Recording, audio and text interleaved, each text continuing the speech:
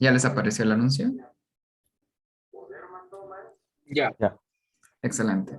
Entonces, primero, deben saber que aunque la clase esté grabada, no quiere decir que no vayan a estudiar de otras partes.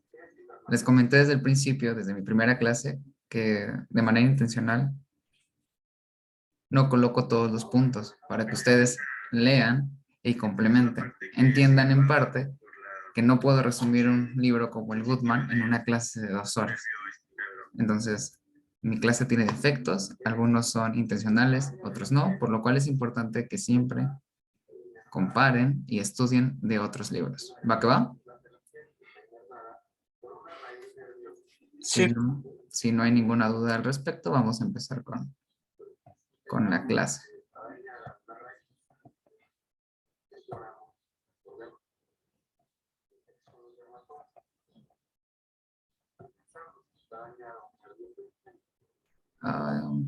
En teoría ya ven mi pantalla.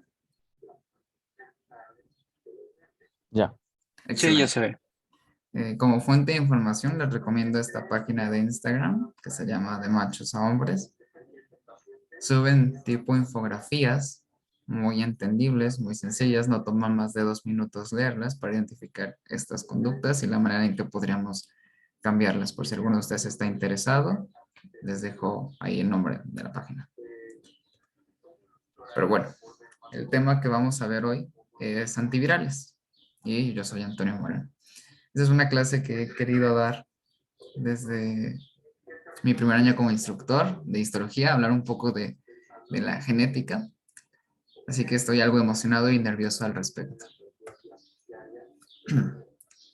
Vamos a hablar de este dogma central de la biología molecular. Inicialmente este tenía esta morfología. Replicación. Esperen.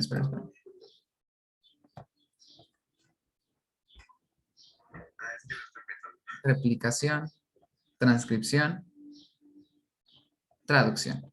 Replicación nos habla de que duplicamos nuestro ADN a otra molécula de ADN. La transcripción corresponde al paso de ADN a ARN y la traducción a la formación de proteínas. Espero que no haya ninguna duda hasta aquí.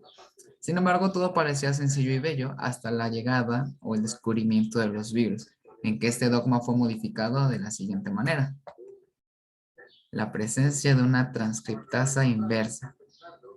¿A qué nos referimos con esto? Al paso de ARN a ADN. Esto modificó todo y biológicamente está muy interesante hablar de la transcriptasa inversa. Es muy complejo, por lo cual me limitaré a mencionar ciertas generalidades. Como conceptos básicos de la molécula de ADN que van a ser nuestros blancos farmacológicos en la mayoría de los casos, vamos a tener que tiene un componente, bueno, 3 componentes principales. Una base nitrogenada, una pentosa y fosfatos inorgánicos. De las bases nitrogenadas tenemos principalmente 2 tipos. ¿Alguien sabe la clasificación? ¿La leyeron? Pirimidinas y purinas. Ok, excelente. Entonces tenemos pirimidinas y purinas. De las pirimidinas, las que conforman son citosina, timina y uracilo. Las purinas, adenina y guanina. Si les sirve como mnemotecnia, yo me las aprendí al identificar purinas como agua. El agua es pura. Pura de purinas, agua, A de adenina y G de guanina. Agua es pura, por si les sirve el dato. Por otra parte tenemos a la pentosa. Una pentosa es un azúcar de 5 carbonos. ¿Conocen la clasificación? Son principalmente 2 cuando hablamos de moléculas genéticas. La ribosa y la desoxirribosa, ¿no? Exacto. Ribosa, característica de la molécula de ARN, y desoxirribosa, característica de la molécula de ADN. Y por último tenemos a los fosfatos inorgánicos. Idealmente, nuestra molécula genética posee 3 de estos. Entonces, cuando nosotros tenemos como componentes la base nitrogenada y la pentosa, se va a llamar nucleósido. Cuando se forma la base nitrogenada, la pentosa y los fosfatos inorgánicos, vamos a tener al nucleótido. ¿Va que va? Son dos conceptos distintos. En general, nosotros vamos a hablar de que los fármacos que vamos a implementar son nucleócidos. Hay una excepción que es un nucleótido, para que lo tengan en cuenta, que suele ser bastante preguntable. Este es un esquema que no entiendo por qué se le bajó la calidad, en donde retomamos esto. Vemos que el nucleócido está compuesto tanto por la base nitrogenada como de este azúcar de 5 carbonos. Aquí tenemos los tipos de bases nitrogenadas, las purinas y las pirimidinas. Cuando nosotros agregamos una molécula de fosfato inorgánico, ya no es un nucleócido, ya es un nucleótido. Y podemos dividirlo entre mono, di y trifosfato. ¿Alguna duda hasta aquí, chicos? No, todo bien. Ok, entonces antes de pasar directamente con los antivirales o las patologías, voy a compartir la pantalla de mi teléfono. ¿Va que va? Denme un momento. Un momento. ¿Sí leyeron al respecto de genética? Le comenté a su jefa de grupo que si participaban, les pasaba unas infografías que había hecho en mi primer año respecto a antibióticos. Entonces espero que lo hagan. A ver.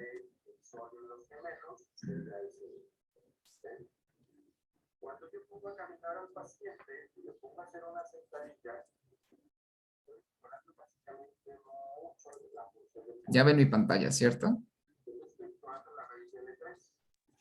Ya. Excelente. Entonces vamos a hablar un poco de nuestro tema. El tema que veremos hoy,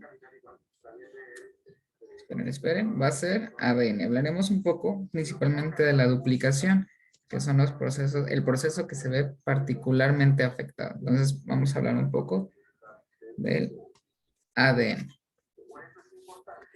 Para hablar del ADN y de los procesos que éste sufre, es importantísimo mencionar un poco de su estructura. Ya habíamos mencionado los 3 componentes que forman a nuestro ADN. ¿Alguien me los repite? Sí, Base nitrógeno. Base, habla. adelante. Una pentosa, Pentosa y por último, fosfatos inorgánicos. fosfatos inorgánicos. Excelente. Ahora, para mencionar un poco de su estructura, podemos retomar un poco la historia. ¿Ustedes recuerdan cómo fue descubierta esta molécula de ADN?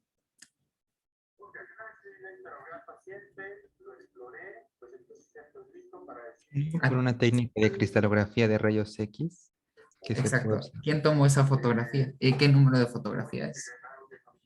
No entendí la otra pregunta. Bueno, no escuché la otra pregunta, pero Rosalind Franklin fue la que hizo esta cristalografía. Y la otra Exacto. pregunta no la quise escuchar. ¿Y el número de fotografía? Eso sí no sé. ¿Alguien sabe?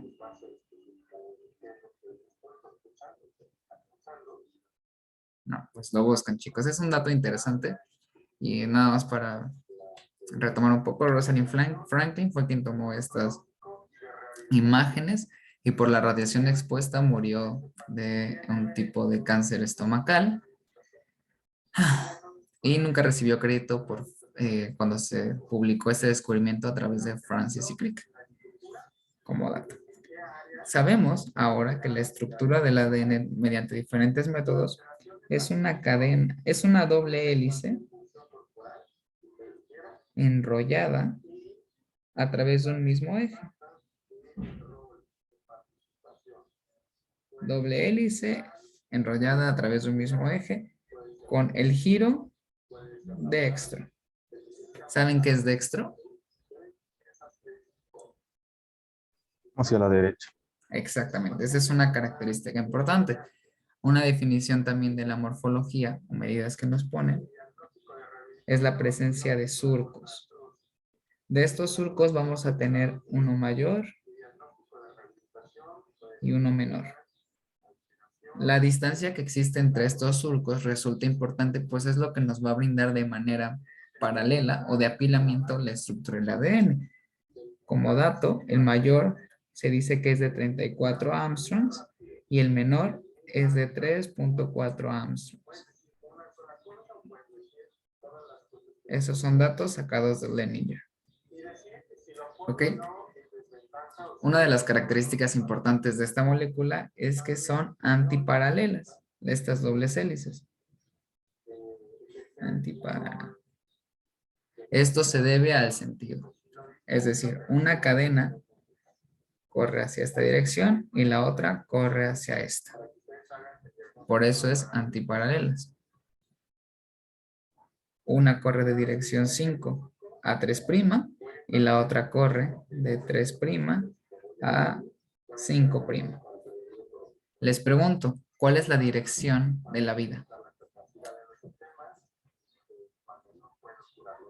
¿Cuál es la dirección que sigue? ¿De 5' a 3' o de 3' a 5'? De 3' a 5'. Ok. Muy bien. Entonces vamos a hablar un poco de eso al respecto. Dentro de estas bases nitrogenadas, habíamos mencionado que tenemos dos tipos, purinas y pirimidinas, ¿ok? Entonces, estas purinas van a estar interaccionando una respecto a otra. Vamos a tener que la adenina interacciona con la timina a partir de puentes de hidrógeno, 2 específicamente, y que la guanina interactúa con la citosina a través de estos mismos puentes de hidrógeno con la citosina. ¿Qué relevancia tienen estos puentes de hidrógeno? ¿Cuál tiene más, la adenina con la timina o la guanina con la citosina? Guanina con citosina. Exacto. Si ven la imagen, tenemos 2 de adenina y timina y 3 entre guanina y citosina. Como dato extra, cuando tenemos más de 10, algunos libros mencionan que 6. Cuando tenemos más de 6 o 10 adeninas seguidas, la molécula de ADN sufre un cambio de angulación de 18 grados. Esto debido por la debilidad que presentan estos dos puentes de hidrógeno. Entonces tenemos que una cadena con otra cadena se unen a través de puentes de hidrógeno. Ahora, ¿cómo es que se unen? De manera vertical. Es decir, suponiendo que esta molécula de adenina está unida a la guanina, ¿recuerdan el nombre del enlace? Quedamos que estos son puentes de hidrógeno.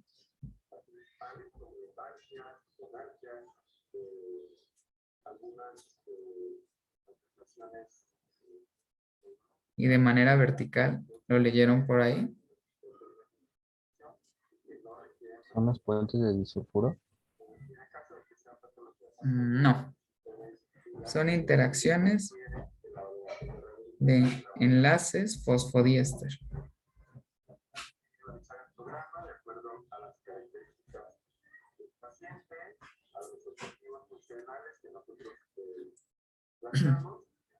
¿Hasta aquí vamos bien? Sí, todo bien. Deben saber que tenemos diferentes estructuras de ADN denominadas con letras. Tenemos una morfología conocida como B, una molécula, una forma reconocida como A y otra como Z. ¿Saben cuál es la fisiológica?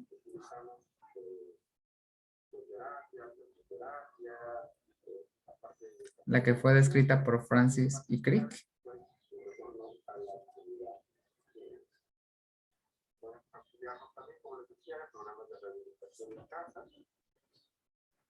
No. Es la morfología B. Esta tiene una dirección dextro, como ya mencionábamos, es a la derecha, los giros se dan hacia la derecha y es más estable. Las características que habíamos mencionado respecto al tamaño de los surcos mayor y menor son propios de esta.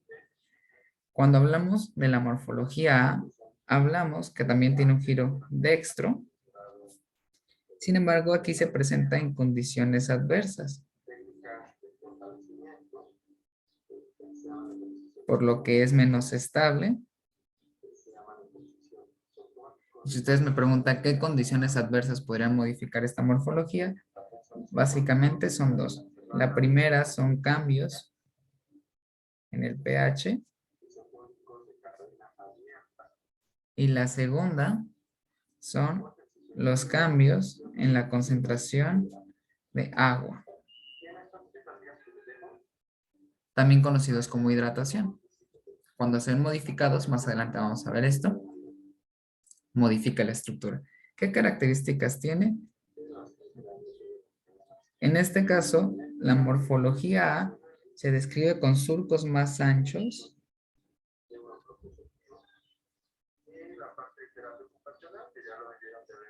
y una angulación creciente. ¿Ok? Entonces, surcos anchos y angulación creciente.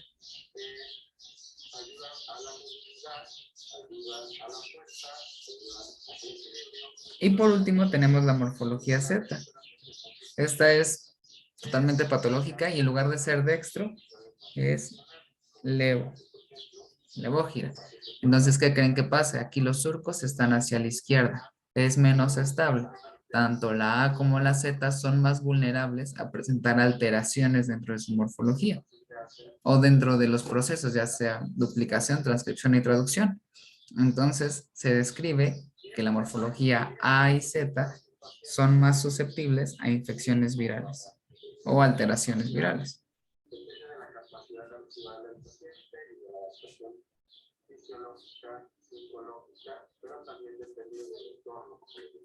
¿Vamos bien hasta aquí? Sí, todo bien.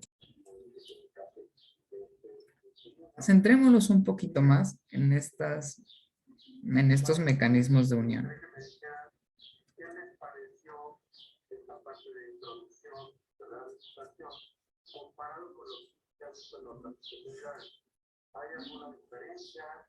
Ok, mecanismos de unión.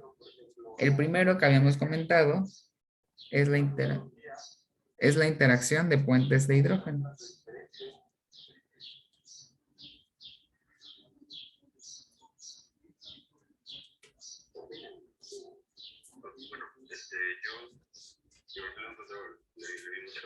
Ok, ¿estos qué unían?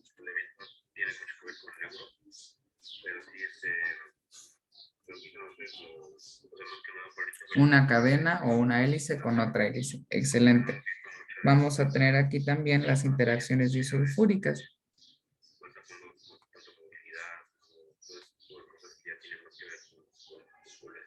Ok. Estas se relacionan con la electronegatividad.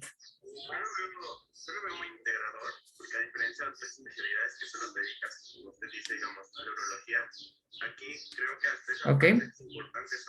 Vamos a tener también fuerzas de Van der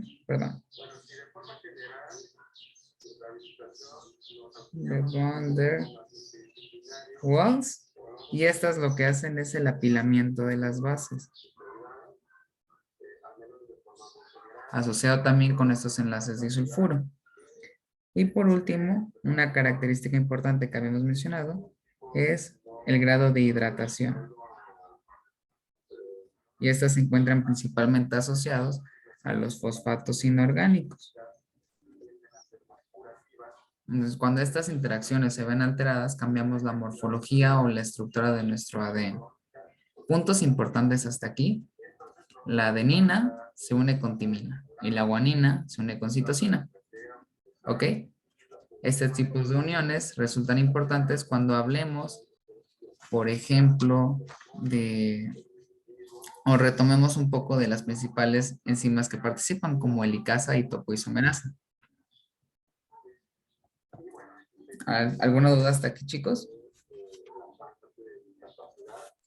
No, todo bien. Podemos entrar de lleno con el proceso de duplicación.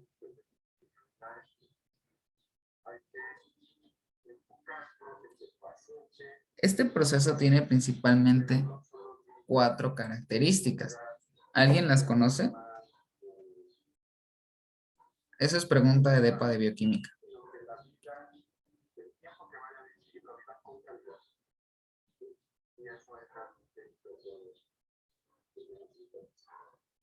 Ok, la primera es que es semi-conservativa. La segunda, semi-descontinua, alta afinidad y tiene una dirección 5' a 3'. Entonces ya ven quien me había comentado, estaba un poco erróneo. Es al revés, la dirección de la vida siempre va a ser de 5 a 3'. Esto de 5 a 3' va relacionado con la estructura y la numeración de los carbonos.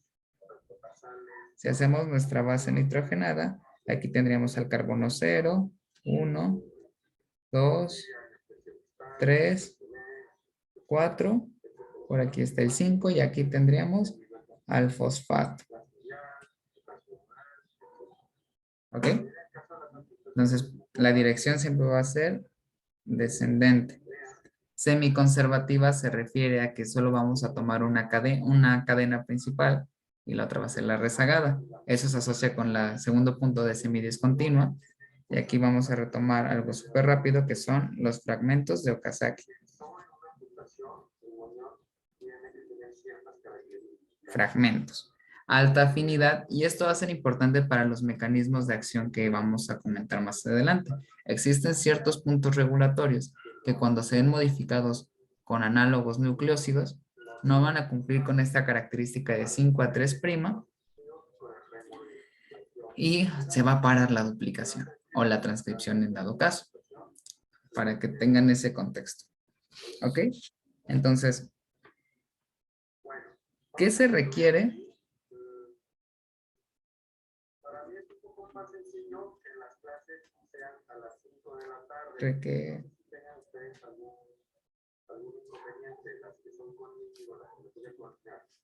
Ok, requerimientos para que se lleve a cabo la duplicación. Tenemos en primera instancia la presencia de un cebador. ¿Saben qué es un cebador?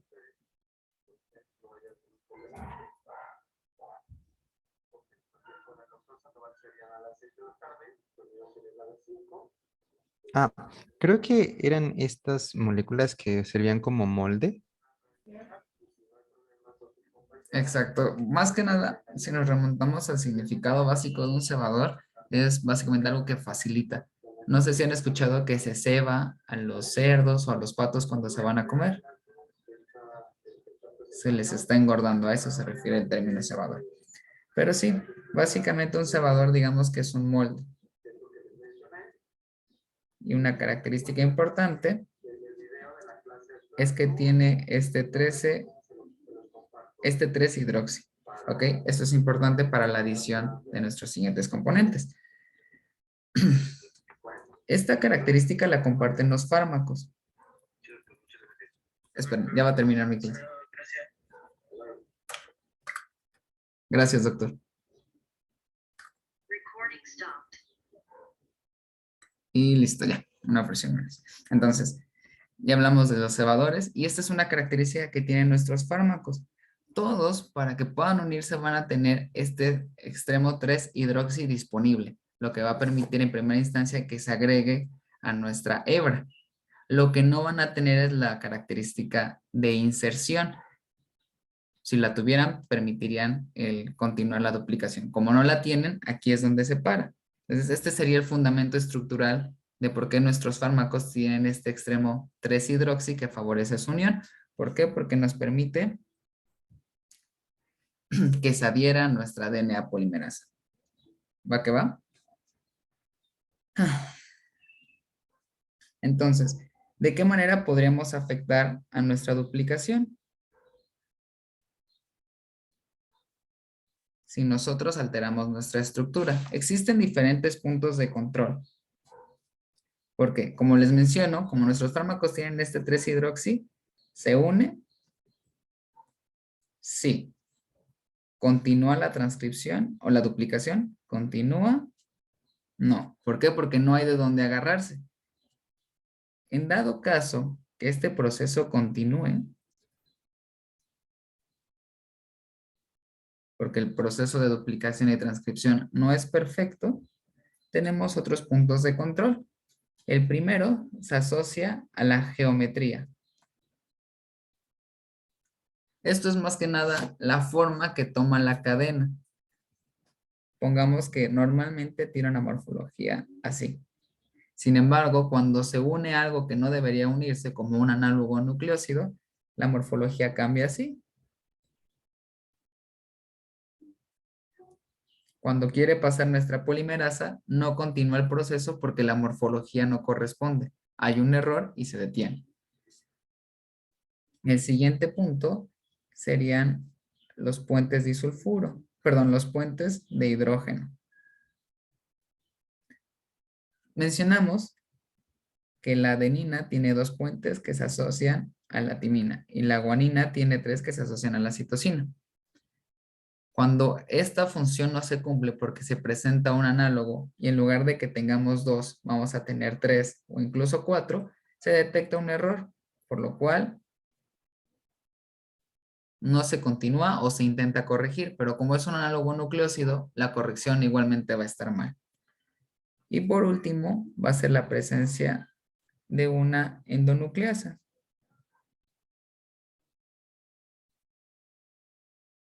Esta endonucleasa tiene una dirección de 3 a 5'. Esta es importante porque puede ser usada genéticamente por los virus para contrarrestar este efecto. Se corrija y continúe el proceso. Sin embargo, en condiciones normales, nuestra endonucleasa va a ser capaz de detectar este error y eliminar la partícula vírica o continuarla. Como les digo, esto también es un punto de control importante cuando hablamos de los virus. Entonces tenemos, esta sería el fundamento en que nuestros análogos nucleósidos, entiéndase como análogos, como compuestos químicos que estructuralmente se parecen a nuestros nucleósidos. Sin embargo, no lo son porque no tienen esta estructura que permita la inserción. ¿Va que va? ¿Vamos bien?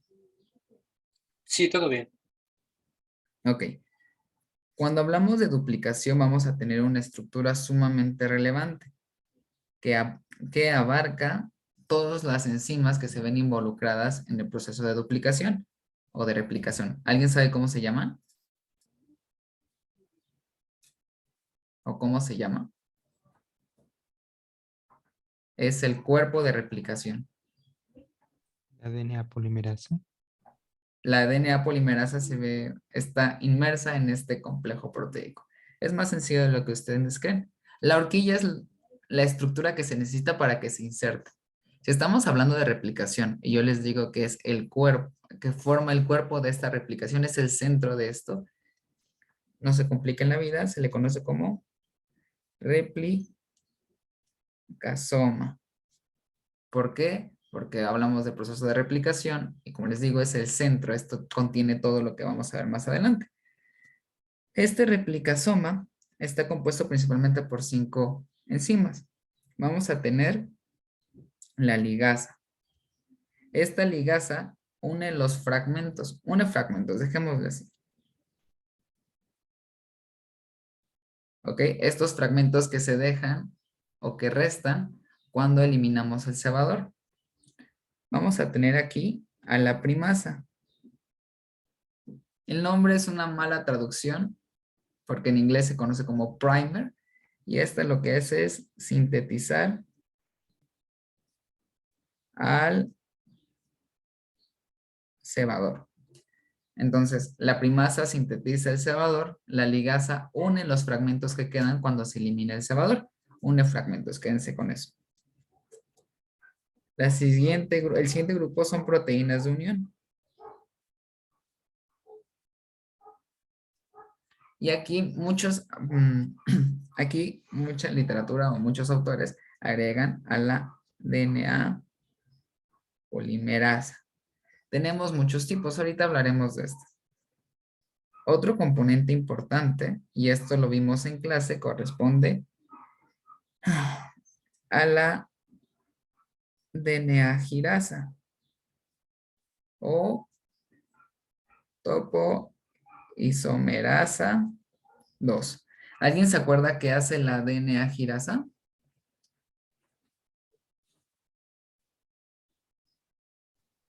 Reduce la torsión de la cadena cuando se separa. Excelente. Evita lo que se conoce como superenrollamiento.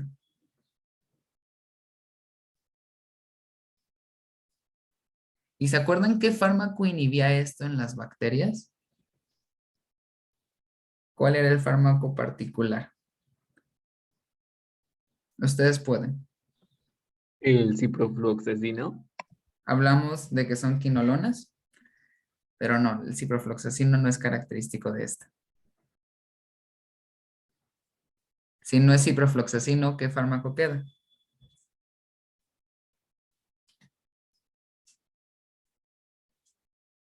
Muy bien. Levofloxacino.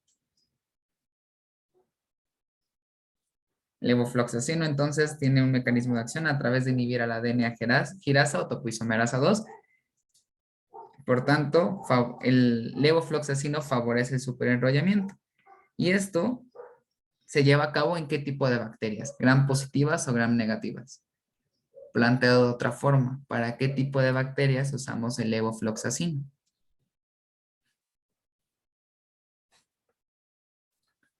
Les dije que íbamos a hacer un repaso de todo. Veo que hay comentarios aquí. Ok. Solo tienen dos opciones, o son gram positivas o gram negativas, principalmente. ¿A qué le tiren?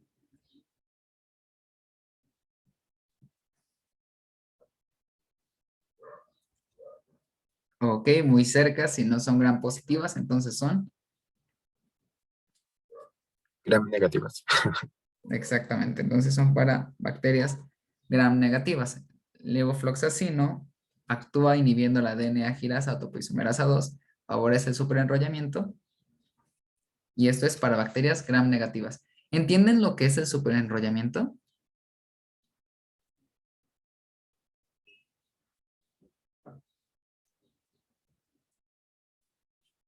Ese silencio supondré que no. Ahorita vemos. Y el último componente también es otra topoisomerasa que vimos, es la topoisomerasa 4. También conocida como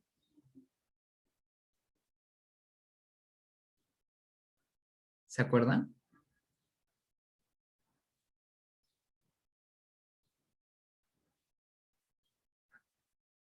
Helicasa.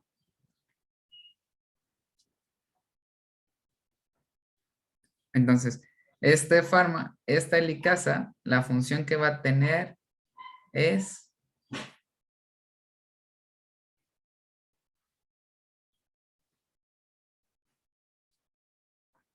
¿qué función tiene la helicasa? ¿Se acuerdan?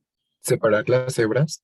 Exacto, básicamente separación. Si nosotros lo hacemos o lo leemos, lo pueden encontrar como una tijera molecular. En un esquema retomaremos esto. Esta también se ve afectada por fluoroquinolonas. ¿Qué fluoroquinolona vimos? Que actúa sobre esta topoisomerasa 4, también llamada como helicasa. Me la acaban de decir.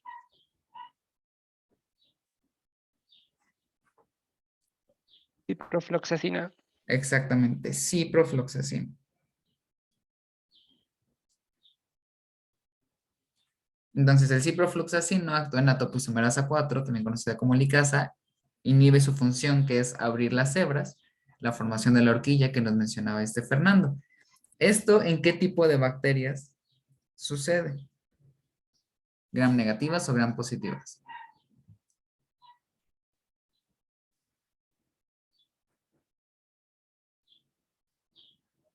Si ya hablamos de gram negativas, Negativas. ¿cuál quedan? Positivas. Positivas, excelente. Ok, entonces hablaremos de manera muy rápida de este proceso de duplicación para que entiendan cómo es que nuestros fármacos interfieren en este proceso. Les había mencionado que es un proceso semiconservativo, semicontinuo, muy específico y que sigue una dirección 5 a 3. Pero habíamos dicho que tenemos una hebra que va de 3 a 5, ¿se acuerdan? Sí. Ok. Entonces, esta sería nuestra cadena de ADN. Por aquí tendríamos a las bases que interaccionan entre sí, brindando estructura a través de puentes. ¿Puentes de qué? Puentes de hidrógeno. Porque estamos poniendo dos, suponemos que es adenina y timina. Muy bien. Entonces, para que comience a duplicarse, se debe abrir una horquilla. ¿Qué proteína es la encargada de abrir?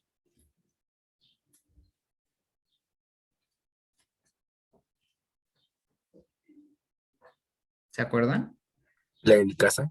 Exacto. Entonces aquí tendríamos, la voy a poner con su letra. La helicasa va abriendo estos espacios.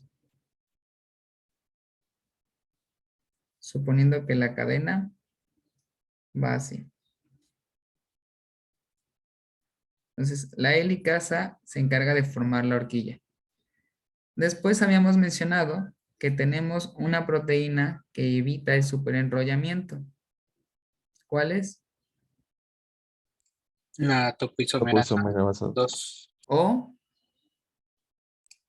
DNA girasa. excelente, esta DNA girasa. Y aquí les voy a explicar lo que es el superenrollamiento.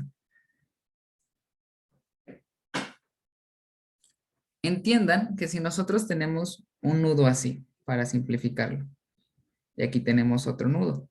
Si nosotros jalamos este nudo para abrirlo hacia estas direcciones, ¿qué creen que pase con el nudo restante? Imagínense se que se jala, están ¿no? amarrando las agujetas. Exactamente, disminuimos la distancia. Entonces, si hacemos estas tracciones, que es lo que genera la helicasa, lo que va a pasar con el giro restante es que se va a apretar. Entonces, de pasar a tener esta morfología, va a pasar a tener esta. Y entonces yo les pregunto, ¿qué creen que pase con las uniones que teníamos? Tanto los fosfodiéster que mantenían el espacio, las interacciones hidrostáticas, que es con el agua, los puentes de hidrógeno, ¿creen que se mantengan estables? No, Exacto, se rompen. Es por eso que las fluoroquinolonas actúan de esta manera. Una evita que se abra la horquilla y la otra, al inhibir a la girasa, lo que hace es favorecer la destrucción del DNA cuando éste se duplique. ¿Por qué? Por este superenrollamiento. Cuando hablamos de cuestiones topológicas se pone muy interesante, pero es muy, muy complejo. Aquí tenemos directamente a nuestras DNA polimerasas. DNA polimerasas. Suponiendo que esta es la cadena que va de 5' a 3', la producción, es decir, la formación o la colocación de estas bases va a ser continua. ¿Por qué? Porque esa es la dirección de la vida. Tenemos diferentes tipos de DNA polimerasas. ¿Conocen algunos?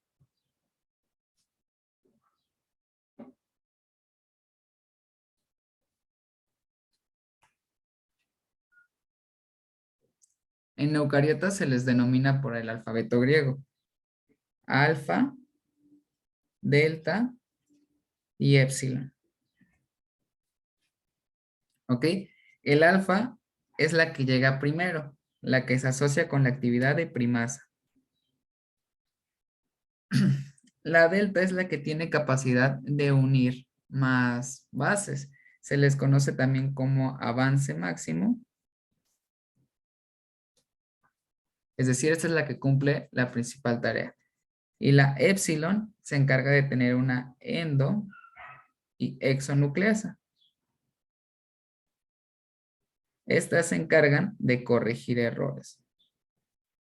Les pregunto, cuando interactúan con un análogo nucleósido, que son los fármacos que vamos a ver, ¿cuál creen que detecte los errores? ¿La alfa, la delta o la épsilon? epsilon. Exactamente. Bueno, creo que la delta no me salió muy bien, así que la pondré en minúscula. La épsilon es la que va a detectar estos errores. Entonces va a tener la capacidad de parar la producción. ¿Vamos bien hasta aquí, chicos? Sí. Rápidamente solo les menciono de la transcripción. ¿Se acuerdan cómo definíamos transcripción?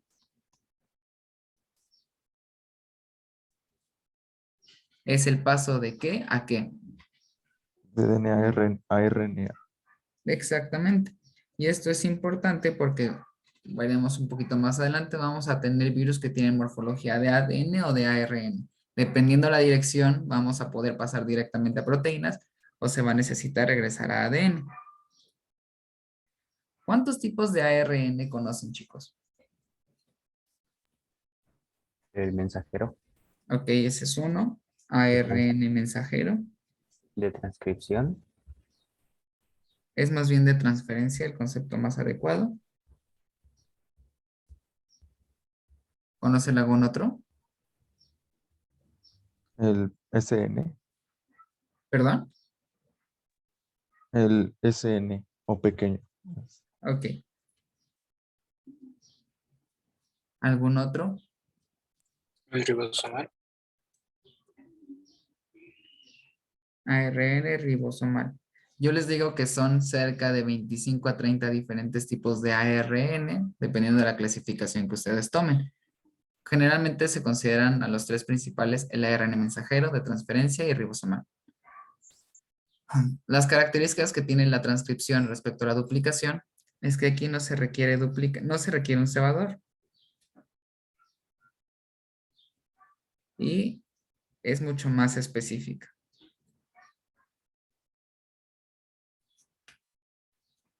Entonces, conociendo estas características, para no alargarnos más, vamos a hablar de los tipos de virus.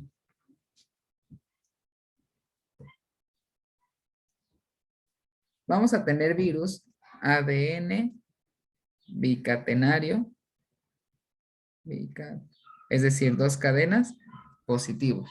Cuando este virus ingresa a nuestra célula e interactúa con nuestras polimerasas y se sintetizan las suyas, ¿qué creen que siga después de este proceso?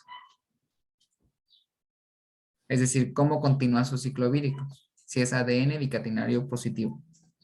Transcripción. Exacto, por lo cual nos va a formar ARN. Cuando nosotros tenemos ARN monocatenario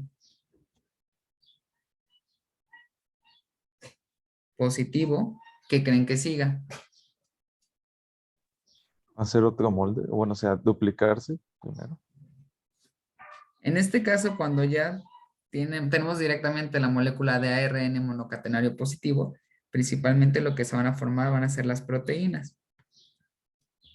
Entiéndase por positivo la dirección que siguen de 5 a 3 o de 3 a 5. 5 a 3 es positivo, 3 a 5 es negativo. Cuando tenemos ARN monocatenario negativo, ¿qué creen que pasa?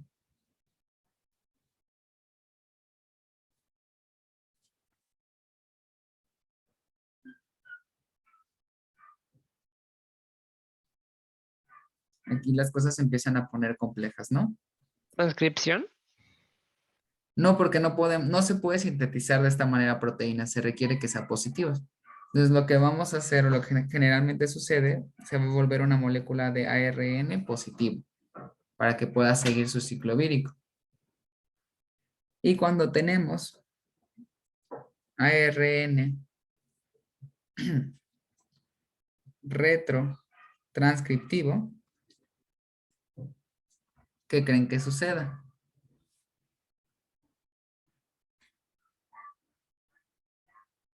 ¿Recuerdan lo que vimos de retrotranscriptasa? ADN. Exactamente. Tiene la capacidad de ingresar al ADN. Y de esta manera volvemos a formar un ARN positivo y ahora sí, proteínas. ¿Cuáles son las implicaciones de que nosotros conozcamos eso? Primero, de qué manera interactúan con nuestra maquinaria celular. Y segunda, porque nos permite ver cómo es que estos virus pueden, por decirlo de alguna forma, meterse en nuestro código genético y generarnos infecciones latentes o algún otro tipo de patología. ¿Vamos bien hasta aquí, chicos? Doctora, ahí es entonces donde actúa ¿qué es transcriptasa inversa? Exacto. Cuando pasamos de ARN a ADN de manera directa, se les conoce, actúa aquí una enzima conocida como retrotranscriptasa o transcriptasa reversa. Justamente estos virus fueron los que cambiaron totalmente el dogma de la biología molecular. Vamos a ver que hay virus, como el de la hepatitis, que sí tienen una retrotranscriptasa, pero no tienen una integrasa. Entonces no se unen directamente a nuestro ADN, cosa que se hace, por ejemplo, el VIH. Son conceptos que ya vieron, pero es importante repasarlos. ¿Vamos bien hasta aquí? Sí. Entonces vamos a compartir pantalla ahora en la computadora. Y nos vamos a ir un poquito más rápidos. La idea es que en esta clase, hoy miércoles, ¿ya ven mi pantalla? Ya, ¿verdad?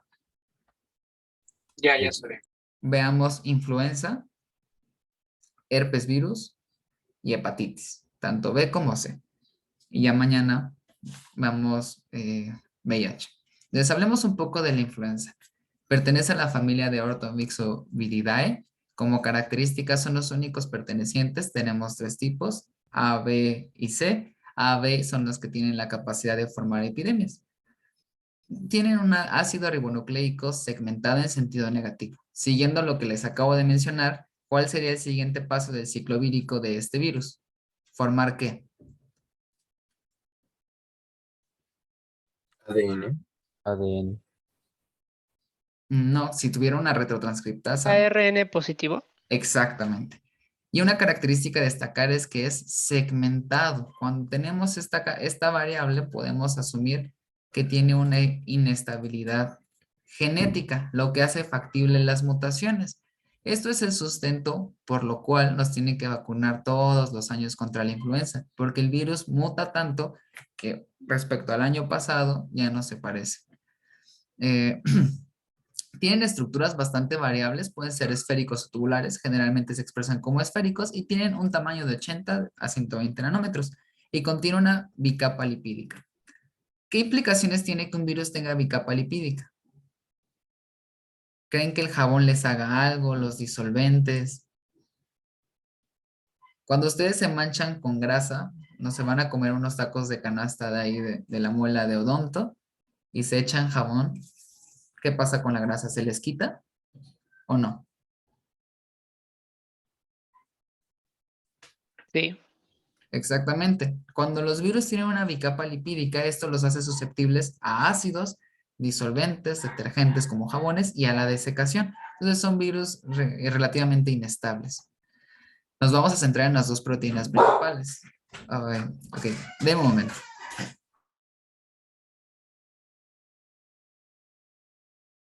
Ok, estas 2 proteínas son principalmente la hemaglutinina y la neuraminidasa.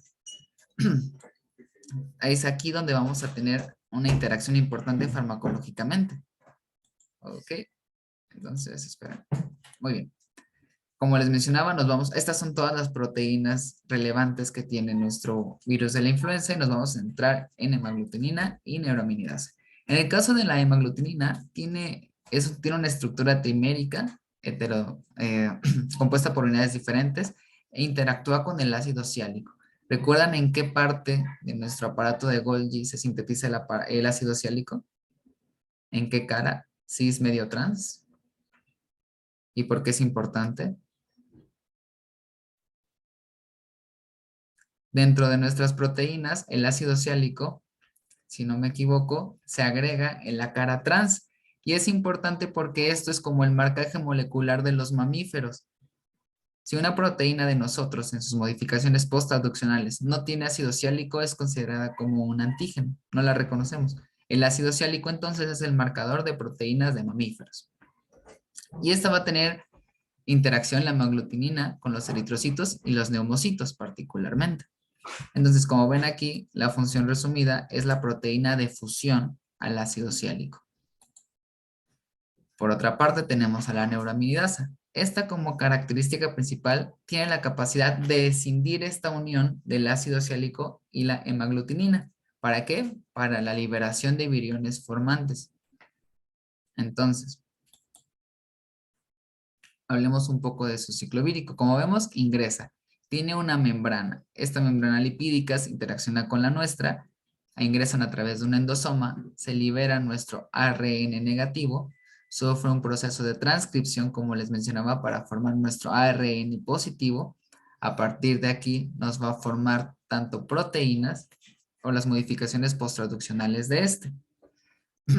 Estas proteínas ingresan al núcleo para otro tipo de modificaciones como glucosilación, pasan a Golgi para que se termine de formar la membrana lipídica y se liberan.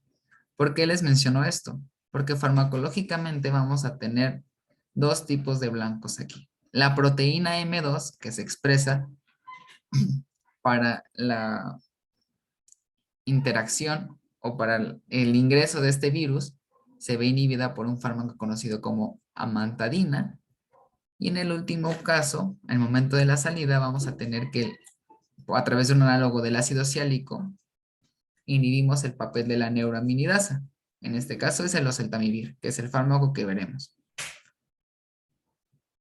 ¿De qué manera actúa nuestro fármaco oseltamivir?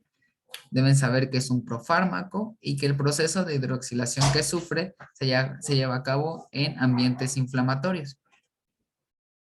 Es un análogo del ácido ciálico. Ya lo mencionamos, que es este donde interactúa la hemaglutinina y es escindido por la neuraminidasa. Entonces, cuando la neuraminidasa interactúa con el oseltamivir, impide la liberación del virus, como ven en esta parte. Originalmente, la neuraminidasa hace que se separe el virus, se libera y puede continuar con la replicación del mismo. Cuando interactuamos con oseltamivir, que es un análogo del ácido ciálico, la neuraminidasa se ve inhibida, por tanto no hay liberación de virus. Y en la microscopía electrónica se puede ver una aglutinación de los viriones recién formados unidos a la célula infectada. ¿Va que va? Entonces, el oseltamivir impide la liberación de viriones formados, por lo cual se detiene la propagación viral.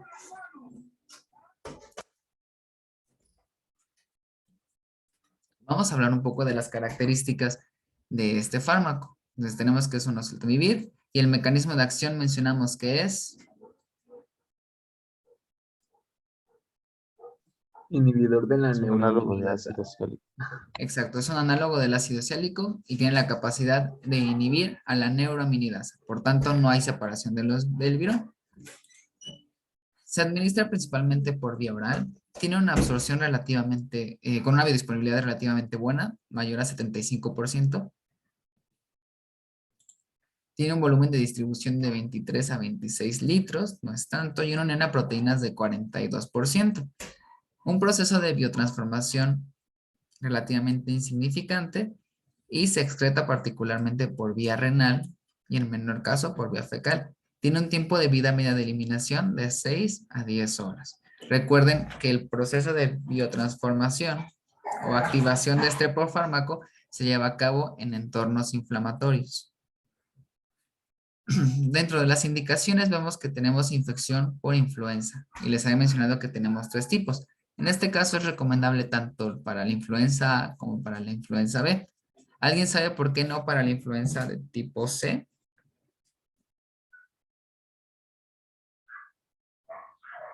Más que nada porque la infección por influenza de tipo C tiende a ser subclínica, porque no presenta esta actividad tan alta como la A y la B que tienen potencial para generar pandemias.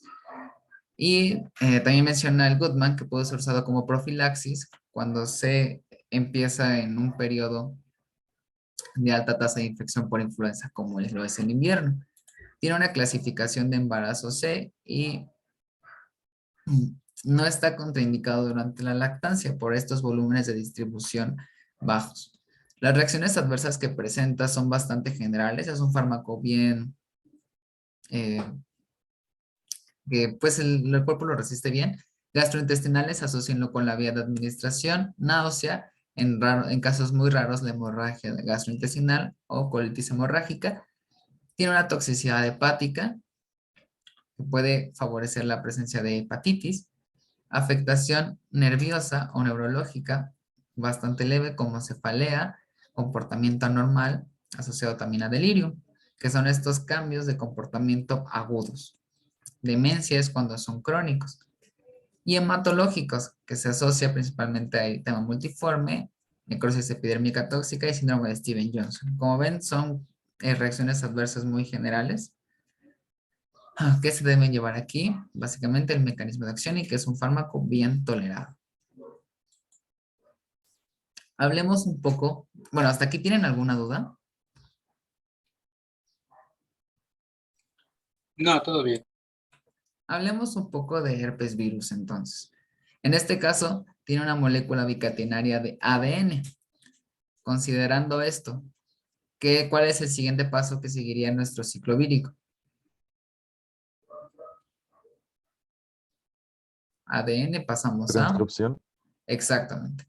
Como característica estructural tiene una cápside delta icosaédrica de 162 capsómeros. Esto puede variar del libro que consulten y en una envoltura de glucoproteínas. Entre la cápside y la envoltura tenemos un espacio importante que es donde vamos a encontrar estas enzimas de replicación.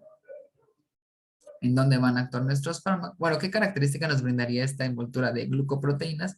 Lo que habíamos mencionado previamente, que es sensible a ácido, a disolventes, a detergentes y a disecación.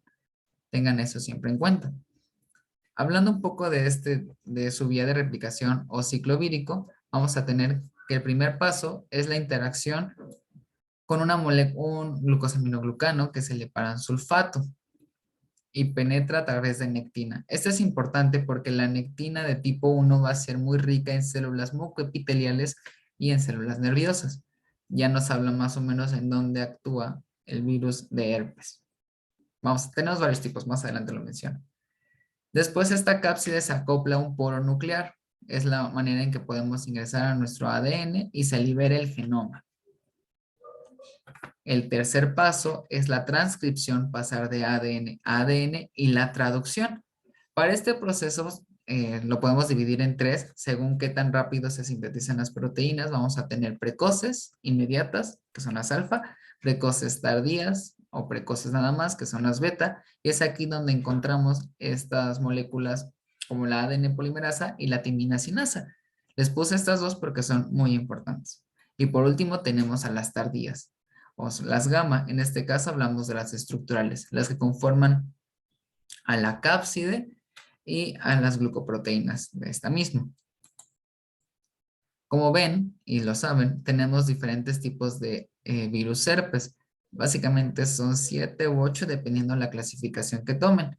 Tenemos simples de tipo 1 y 2, varicela zoster o herpes zoster cuando es una complicación, virus de Epstein-Barr relacionado al sarcoma de Kaposi, citomegalovirus, herpes linfotropo y herpes humano de tipo 7. El tratamiento que vamos a mencionar básicamente es para herpes simple, tanto de tipo 1 como de tipo 2. ¿Qué características presentan? Pues la célula diana van a ser las células mucoepiteliales. ¿Entienden el concepto de células mucoepiteliales?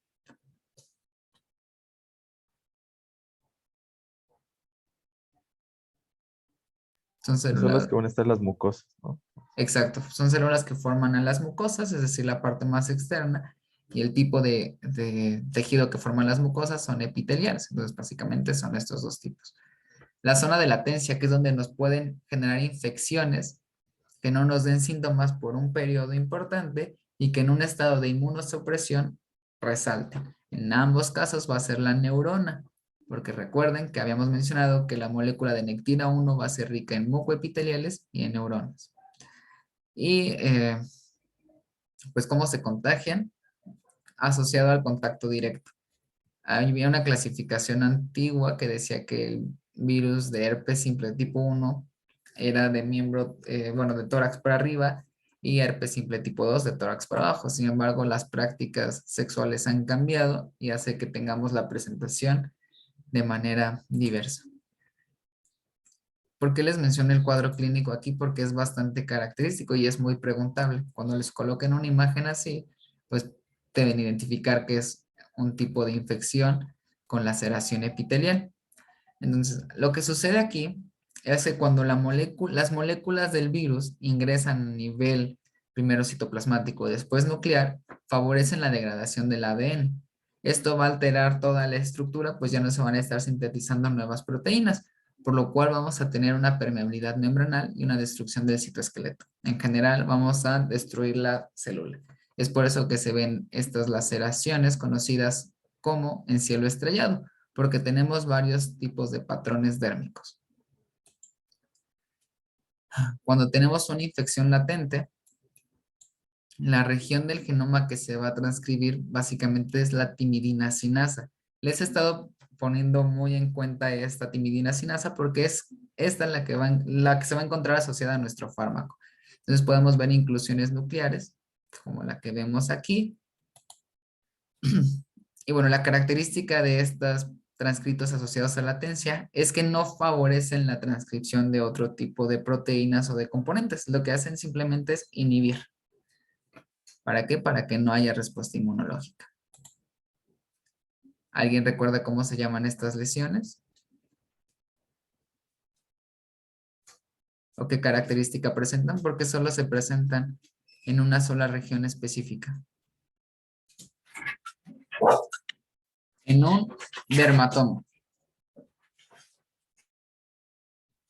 ¿Me escuchan? Ok. Sí, a mí se me traba un poquito, pero sí. Ah, ok. Entonces, vamos a centrarnos directamente en el tratamiento. Cuando hablamos de infecciones por herpes, piensen directamente en la terminación ovir. En este caso, el temario nos pide hablar del aciclovir. Es un profármaco análogo de nucleósido de guanina. Con esto, ¿cuál sería el mecanismo de acción?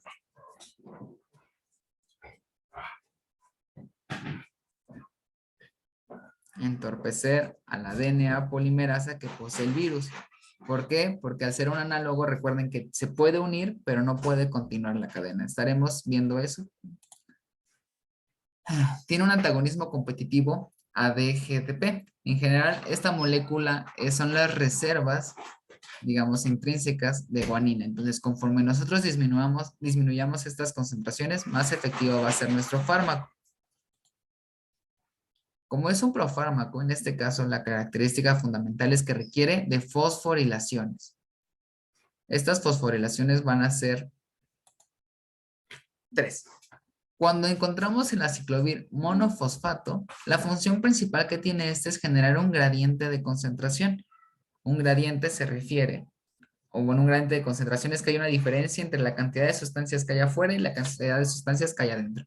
Entonces, cuando el aciclovir tiene una fosforilación, favorece la entrada del aciclovir no fosforilado. Después tenemos una segunda fosforilación. En este caso no es farmacológicamente activo, pero cuando pasa a la tercera fosforilación, es esta molécula, el aciclovir trifosfato, el que ingresa al núcleo y por tanto es la molécula que de manera directa va a inhibir a la DNA polimerasa. Entonces, como vemos, en la actividad del aciclovir va a depender de la cantidad de fosfatos que tenga. Una pregunta que debe surgir para ustedes es ¿quién se encarga de fosforilar a nuestro aciclovir? En este caso, la timidina sinasa. Vamos a tener una timidina sinasa viral, que era la que hemos estado mencionando como transcripción precoz y que tiene que ver con los periodos de latencia, y una timidina celular. Una pregunta bastante clara es que la timidina sinasa viral es la que inicialmente fosforila a nuestro aciclovir. Las otras dos fosforilaciones las lleva nuestra timidina sinasa celular. Entonces pueden ver que existe un control relativo con el inicio del el efecto del aciclovir, porque si no hay timidina sinasa viral, no se fosforila en primera instancia. Entonces de esa manera podemos reducir un poco el perfil de reacciones adversas.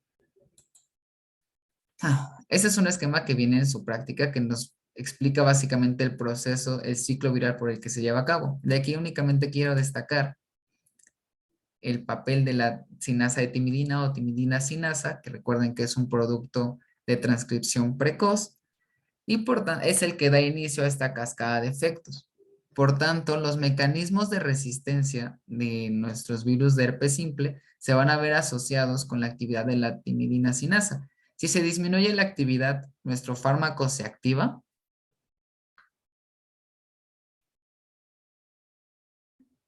No, no se activa. No, sí. Entonces, no habrá efecto por parte de la aciclovir. Por eso es un punto de resistencia que desarrollan los virus, el herpes virus particular.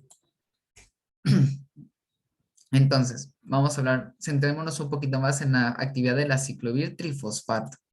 Vamos a tener que actúa como terminador de la cadena. Esto se debe, les puse aquí la estructura, es un análogo de guanosina. Aquí tenemos a la guanosina y aquí tenemos a la aciclovir. Esta parte de la base nitrogenada se parece, pero cuando pasamos al azúcar, a la pentosa, aquí vemos 5 carbonos, aquí tenemos una estructura completamente diferente, por lo cual no permite la formación de enlaces fosfodiéster, es decir, el apilamiento de la cadena. Es así como actúa. Entonces, termina la cadena. La DNA polimerasa sufre inactivación suicida cuando interactúa con el aciclovir, es decir, se unen y es una unión covalente, por lo tanto es irreversible. Entonces ya no se duplica o ya no se transcribe lo que se iba a transcribir del virus. Ese sería el mecanismo de acción. El aciclovir tiene características generales. Alcanza concentraciones de 20 a 50% respecto a las concentraciones en plasma del líquido cerebroespinal. ¿Estas qué implicaciones tendrían? ¿Qué implicación tendría que nuestro fármaco alcance el líquido cerebroespinal? ¿Qué se les ocurre? Manifestaciones a nivel neurológico. Exacto. Por Son una parte efectos tenemos... adversos. Exacto. Muy bien, Fernando. Por una parte, tenemos la presencia de efectos adversos a nivel sistema nervioso. Y por otra parte, nos va a servir cuando la infección esté a nivel del sistema nervioso. Entonces es positivo y negativo al mismo tiempo. Okay. El siguiente punto es que se excreta a través de filtración glomerular, es decir, a través de riñón. Por tanto, hay que tener cuidado en pacientes nefrópatas, pues en esos casos no se estaría excretando, se acumula el fármaco y favorece la presencia de reacciones adversas. Y este tercer punto también es muy relevante. El aciclovir se une a la timidina sinasa viral, que es la que lo activa inicialmente, por una afinidad mayor a 200 veces que su análogo en mamíferos. Por tanto, esto ayuda a disminuir el perfil de reacciones adversas. Sin embargo, se siguen presentando. ¿En qué tipo de células se van a presentar? En aquellas que tienen un metabolismo activo. Entiéndase por metabolismo activo, tanto que secreten como que dupliquen. Cuando les pregunten células metabólicamente activas, siempre piensen en epitelios, tanto en su variante de recubrimiento como en la variante glandular, porque siempre son células que se están desgastando continuamente. Y en este caso, médula ósea. Conociendo esto, se entiende que las reacciones adversas principales que vamos a observar van a ser en epitelios o en tejido epitelial y en médula ósea. Entonces, vamos a ver. Estamos hablando del aciclovir. El mecanismo de acción es la inhibición competitiva de la DNA polimerasa viral. Esto lo logra a partir de ser un análogo nucleósido. ¿Recuerdan de qué análogo es? ¿De qué base nitrogenada es? Guanina. Exactamente. Cuando vean que es análogo, eso suele ser muy preguntable, chicos. Apréndanse el fármaco es análogo a qué base nitrogenada. Cuando hablamos de la farmacocinética, vemos que se puede administrar por vía oral, vía cutánea e incluso oftálmica. Tiene una biodisponibilidad muy semejante a la de los oseltamivir del 75%. Algunos libros la pueden manejar un poco menos, que puede ser desde el 50 hasta el 80. Tiene un volumen de distribución que se escribe como amplio, pero los datos no los arrojan. Una proteínas de 9 a 33%. Es decir, las concentraciones de estas no van a modificar mucho nuestra actividad. El proceso de biotransformación en este caso es intracelular. ¿Por qué? Porque se fosforila a través de la timidina sinasa, que se presenta en células infectadas, que son mucoepiteliales o nerviosas. Y tiene una excreción, como habíamos mencionado, particularmente renal. Tiene un tiempo de vida media de eliminación de 2.5 a 3.3 horas. ¿Qué efectos tendría esto respecto a la dosis? ¿El paciente se tiene que tomar el aciclovir muy seguido o podemos esparcir la dosis? Distanciarla entre una dosis y otra. ¿Qué piensan ustedes? Pues sería relativamente seguido, ¿no? Porque no es tanto tiempo. Exacto. Por lo cual el aciclovir puede afectar el apego al tratamiento porque se le tiene que administrar de manera continua al paciente. En algunos libros refieren que para mantener concentraciones eficaces del aciclovir se tiene que dar de 4 a 6 horas. Entonces imagínense estar separando a las 4, 3 de la mañana para tomarse el fármaco. Las indicaciones, pues estamos hablando de herpes simple. Entonces, herpes simple, tanto 1 como 2. Tiene un efecto particularmente importante en el herpes simple de tipo 1. Ok. Tiene una categoría de embarazo tipo C. Y bueno, no es tan recomendable para estos tipos de herpes, pero igual se puede dar para varicela zoster, que son esta afectación en dermatomas, virus de Epstein-Barr y parálisis de Bell. ¿Reconocen la parálisis de Bell? ¿La han escuchado? Es una parálisis que afecta al facial en su rama motora. ¿Recuerdan qué inerva el facial en su porción motora? Facial. Todos los músculos de la cara. Bueno, Exacto, de la expresión músculos de la facial. expresión facial, así de sencillo. Entonces, una parálisis que afecte esta función, pues va a paralizar la cara de nuestro paciente. Y se ha asociado a una patología viral, aunque todavía no es concluyente. Los efectos adversos de nuestro aciclovir vamos a tener que se asocian también con la vía de administración, en este caso oral, pues tenemos las gastrointestinales. La oftálmica aquí nos conlleva a patologías propias del ojo, como la conjuntivitis folicular y la queratitis punteada superficial, todas asociadas a una respuesta inmune a nuestro fármaco. Les traje algunas imágenes respecto a eso. Mencionamos que se tiene que tener cuidado con pacientes nefrópatas. Entonces nos puede generar una nefrotoxicidad. ¿Por qué? Porque se excreta principalmente por ahí. Y hematológicos. ¿Recuerdan por qué se presentarían o cuál sería el sustento de que presente estas reacciones adversas hematológicas?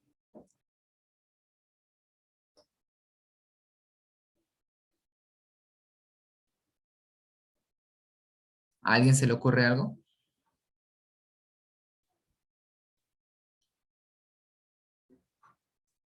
Recuerden que habíamos mencionado que afecta a las células con alta actividad metabólica.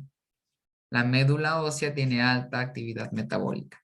Entonces, al inhibir estas polimerasas, favorecen la aparición de que disminuyan nuestras células. Entonces, podemos tener desde un eritema multiforme, púrpura trombocitopénica o trombocitopenia. ¿Ok? Vamos a tener afectaciones dermatológicas porque puede ser administrada por vía cutánea y neurológicas porque recuerden que alcanza concentraciones en líquido cerebroespinal como confusión y alucinaciones. ¿Vamos bien hasta aquí?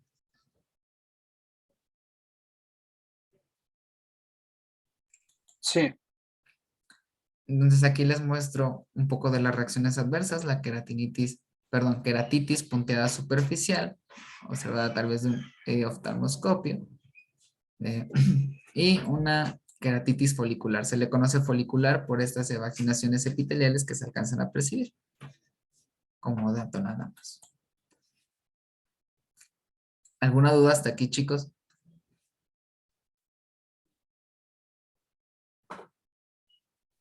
Yo tengo una duda. Adelante. Emanuel, ¿verdad? Sí, es que, bueno, estaba leyendo el Golan y decía que la biodisponibilidad de la ciclovir aumentaba con balaciclovir, pero no entendí por qué. Ah, ok. No aumenta con balaciclovir. Lo que pasa es que el balaciclovir pertenece a esta familia. Entonces, digamos que son hermanos y una característica del balaciclovir es que el tiempo de vida media de eliminación es más amplio, por lo cual la administración entre una dosis y otra puede distanciarse un poco más. Puede ser desde 8 hasta 12 horas, si no me equivoco. Entonces pasamos de 4 a 6 a 8 a 12. ¿Quedó un poquito claro? Sí, gracias. Entonces, no es que aumente con ese fármaco, sino que es un fármaco relacionado. Es un primo o hermano de la aciclovir. Lo que sí es que hay un fármaco asociado a inmunomodulación que puede aumentar el tiempo de vida media de eliminación. Bueno, más que nada aumentarlo, aumenta la eficacia de este aciclovir. ¿Cómo lo hace? A partir de disminuir las concentraciones de guanosina endógeno. Me van a buscar ese fármaco. Lo menciona el Golan y el Goodman. Entonces, un fármaco que puede favorecer la actividad del aciclovir al disminuir las concentraciones de guanosina endógena. Las reacciones adversas que habíamos comentado. Y vamos a pasar con el siguiente grupo de fármacos que corresponde a la hepatitis, bueno, a los virus que afectan nuestro hígado.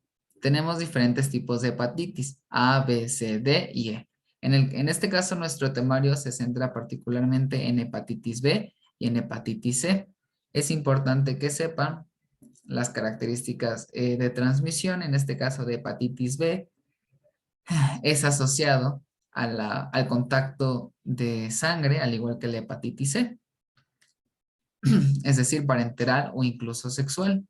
Nos puede dar un inicio insidioso, es decir, tiene una presentación relativamente tardía, pero es capaz de generar una enfermedad latente, al igual que la hepatitis C.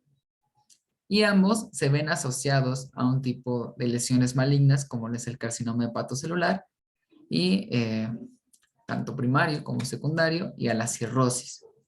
Y por eso es importante el diagnóstico y la prevención de esta hepatitis, tanto B como C. Hablando un poco de las características de la hepatitis B, como dato, al virión de esta hepatitis B se le conoce como partícula de Dehn. Forma parte de la familia Hepatnavirus, tiene un diámetro relativamente pequeño de 42 nanómetros. Y como dato es el virus perteneciente a los hepatovirus con el código genético más pequeño, alrededor de 2500 bases. Contiene una envoltura. ¿Me recuerdan qué implicaciones tiene que contenga una envoltura? Que va a ser susceptible al uso de jabones y sustancias irritantes, creo que dijiste, o Disolventes. Ok, detergentes como los jabones. Pero ¿qué creen? En este caso, no. Este virus es muy resistente a las condiciones ambientales. Resiste a disolventes como el éter, a pHs bajos, a la congelación y al calor moderado. Esto hace que tiene una capacidad virulenta bastante alta. Existe una tabulación que podemos comparar respecto a qué tan probable es que nos contagiemos, no sé, por ejemplo, de VIH y qué tan probable es que nos contagiemos de hepatitis B. Para que se den una idea, un aproximado de estos valores, si nosotros decimos que VIH tiene una unidad de poder contagiarnos, la hepatitis B aumenta de 20 a 50 veces más. Todo esto por esta estabilidad estructural pese a tener envoltura. Esa es una característica importante. Hablemos un poco del ciclo viral de este virus. Contiene una nucleocápside, que es lo que hemos estado mencionando. Dentro de las proteínas que contiene, vamos a tener una ADN polimerasa dependiente de ARN, conocida como proteína P. Esta está conformada por una retrotranscriptasa, que era lo que les había mencionado. Sin embargo, aquí no tiene la capacidad de adherirse directamente al ADN. ¿Por qué? Porque no tiene una integrasa. Tiene una ribonucleasa H, nombrada así, y tiene un ARN mensajero. Entonces, este ARN mensajero actúa como guía, porque recuerden que tenemos una ADN polimerasa dependiente de ARN, para la síntesis de esta cadena negativa a partir de este cebador proteico de la proteína P, que es la misma DNA polimerasa. Después de esto, nuestro ARN que sirvió como molde es degradado y así se sintetiza la cadena positiva. Muy bien. Dentro de este proceso, como lo vemos aquí, se ve interrumpido por la adquisición de la envoltura nucleocápside. Es decir, el proceso de maduración sucede dentro o ya dentro de estructura del virus. Ok, y por último, el virón abandona el hepatocito por exocitosis. En este caso, una particularidad es que no genera lisis de manera directa dentro de la célula, lo cual favorece que se mantenga en esta y se pueda seguir replicando. ¿Dónde van a actuar nuestros fármacos? Vamos a inhibir a la ADN polimerasa dependiente de ARN. Los fármacos que hablaremos particularmente actúan aquí. ¿Cómo creen que la inhibamos? ¿A través de qué?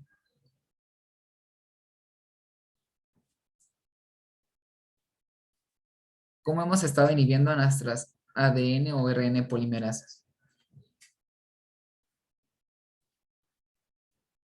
A partir de análogos nucleósidos. Por eso les di la pequeña presentación del inicio. Entonces, el primer fármaco del que vamos a hablar es entecavir. Es un análogo nucleósidos de guanosina, muy semejante a la ciclovir. Es un profármaco. Esto quiere decir que requiere de un proceso de biotransformación para tener actividad. Muy bien. Entonces, el fármaco activo es el entecavir trifosfato. Este entecavir trifosfato tiene un mecanismo de acción a través de cebador de bases, es decir, favorece la unión. Inhibe el cebador de bases. Por lo tanto, va a impedir la unión de estas bases. Inhibe la transcriptasa inversa de la hebra negativa e inhibe la síntesis de la hebra positiva de DNA o ADN. Entonces, de esta manera, el entecavir tiene su efecto. En primera instancia, impide que se unan, impide que se forme la cadena positiva y, por tanto, la síntesis de ARN y después proteínas. Las reacciones adversas. Entonces, este trifosfato de entecavir es un inhibidor débil de la DNA polimerasa de los mamíferos. Les había mencionado que tenemos alfa, beta y delta. La delta era la que tenía la actividad principal, la podemos inhibir. Si inhibimos a la delta, inhibimos nuestra propia replicación de DNA, nuestra propia transcripción. Y una parte importante es que también tiene actividad sobre la gamma. Y la DNA polimerasa de gamma es propia de mitocondrias.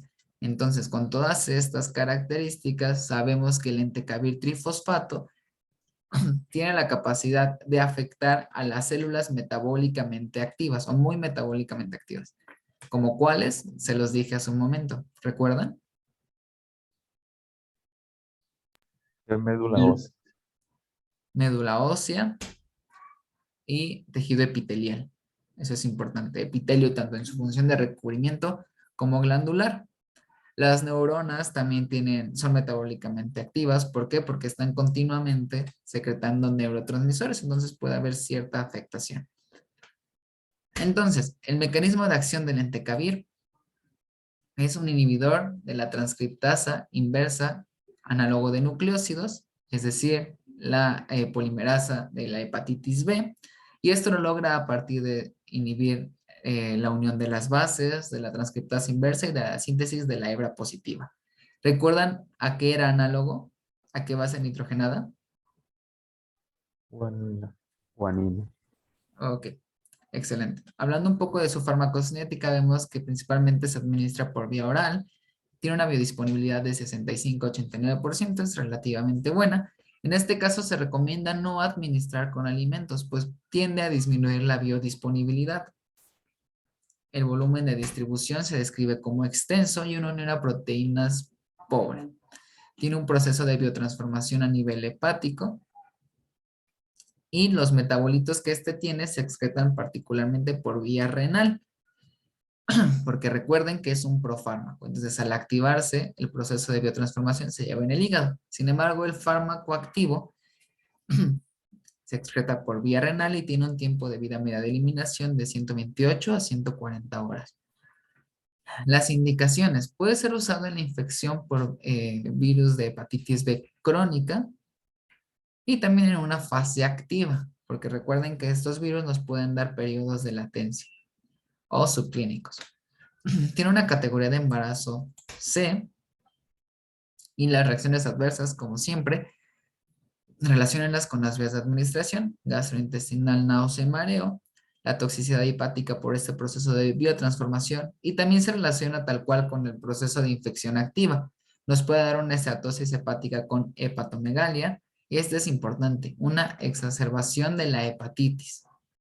Por eso, este fármaco, la mayoría de los que vamos a ver, no debe ser retirado de manera repentina, sino que se debe evaluar este retiro de manera lenta y gradual. Tiene una afectación neurológica bastante leve, como las cefaleas y las discinesias. Esto relacionenlo porque las neuronas son metabólicamente activas. Y tenemos endocrinológicos. Favorece la presencia de acidosis láctica. Conociendo esta reacción adversa, ¿con qué fármaco tendríamos cuidado? Que también un efecto bastante grave es la presencia de acidosis láctica, ¿se acuerdan? Es un fármaco muy utilizado. ¿Con metformina? Exactamente. Entonces, en pacientes que estén en tratamiento con metformina por diabetes mellitus y tengan hepatitis B, hay que tener cuidado con la administración de entecavir por la presencia de acidosis láctica. Ay, son 6:36. Vamos con el siguiente fármaco. En este caso tenemos al diproxilo del tenofovir. Este es descrito por el Goodman como el único dinucleótido comercializado. Entonces, los fármacos que hemos visto anteriormente son nucleócidos. Aquí ya estamos hablando de un nucleótido. ¿Qué diferencia habría entre un nucleócido y un nucleótido? ¿La presencia de qué? De fosfatos. Exactamente. Entonces, es un profármaco análogo del nucleótido de adenosina difosfato. Se le conoce como difosfato porque se requiere 2 fosfatos para su molécula activa. Sin embargo, como sabemos que es un nucleótido, ya tiene un fosfato de manera intrínseca. Entonces, si ya tenemos un fosfato base y le agregamos 2, en realidad es un trifosfato. ¿Por qué? Porque desde un inicio es un nucleótido. Es un análogo de adenosina, eso ténganlo en cuenta. Aquí les pongo un poco la estructura, tanto de adenosina. Observen cómo tenemos a la base nitrogenada bastante similar. Sin embargo, a la pentosa ya no se parece en nada. Y aquí tenemos el grupo fosfato que le brinda la característica de ser un nucleótido, un análogo de nucleótido. En este caso, como características generales, se recomienda la administración con alimentos ricos en grasas. Se excreta por vía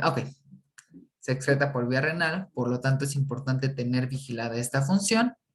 Y lo mismo que mencionábamos con entecavir, evitar retirar el fármaco de forma abrupta. ¿Por qué? Porque podemos tener una exacerbación de la hepatitis. Entonces aquí tenemos la abreviación, es tenofovir. El tenofovir, como mecanismo de acción, es inhibidor de la transcriptasa inversa análoga de nucleótidos. Es un análogo de qué base nitrogenada.